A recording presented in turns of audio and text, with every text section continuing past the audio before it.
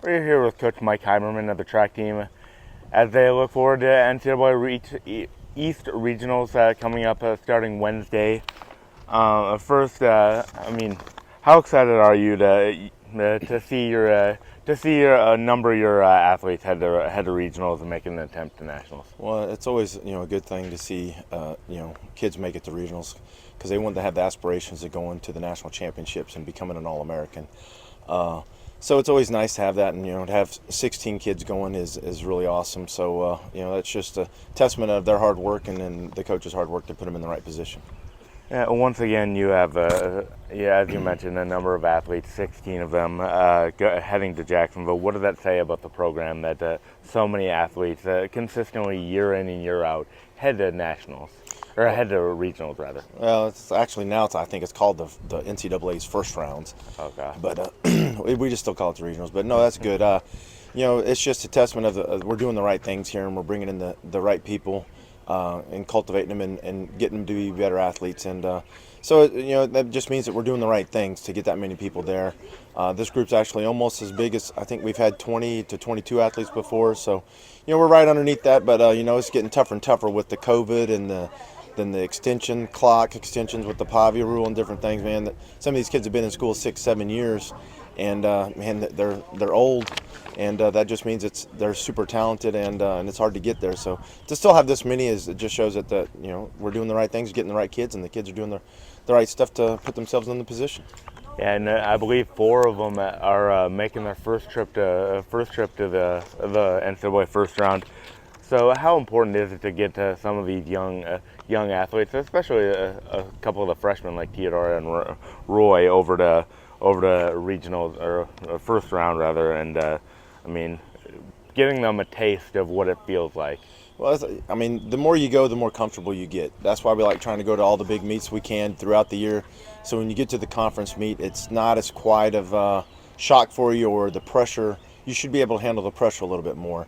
It's still conference. It's always going to be something different than even a big time meet. But we want to put them in those pressure type situations so they can learn how to handle it. So with Roy and Theodora, as true freshmen going to this meet, it's good for them to hopefully with their career and where we think their career should go, nothing but up, and it gets them used to going, seeing how this makes us travel, and just learning how to handle the pressure. We try to get we incentivize these trips and get them some packages, some equipment, so they get extra equipment. So when you go on a trip like this, they're getting a few extra things, and then when we come back from summer break and the other kids see them wearing these other extra things, they're like, well, where'd you get that? It's because I went to regionals. And so it kind of puts more and more people want that extra gear because everybody likes their NSU gear. So so it kind of puts pressure where those kids want to do more, but it helps those kids for maybe not so much this year, but maybe year 2, year 3 for sure, and maybe hopefully year 4 if they're still fortunate enough and competing at that level. A couple of your athletes, Shakira Williams and Jocelyn Smith, they were maybe on the fringe of advancing to the NCAA first round, going into the conference meet, but then their huge performances pretty much locked down their spot in this meet. What does that say about them that they performed their best when the lights were the brightest? Well, and we needed both of them at conference because when you're always in the thick of things for a conference title, we got to have more people step up than mess up, and we need to score more points than what we're showing. And both those young ladies did exactly that. They both stepped up and scored a lot more points than what they did showing, and they just happened to get some regional qualifying marks to boot with it. So that was really good. Jaslyn, it's awesome because she's a senior, and this is her first trip to regionals. So I'm very excited for her to get to enjoy this type of trip. Shakira's got one more year after this year because of the Pavia waiver.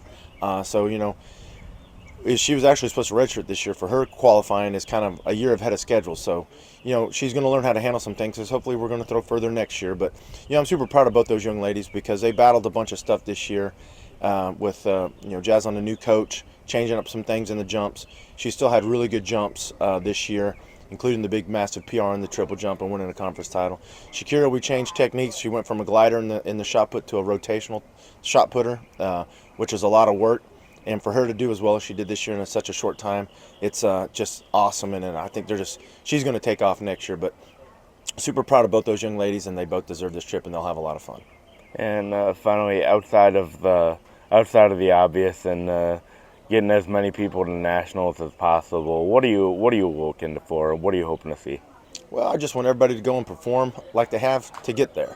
If they do that, they'll have a really good shot to advance, especially someone like Megan Samari, the women's 4x4.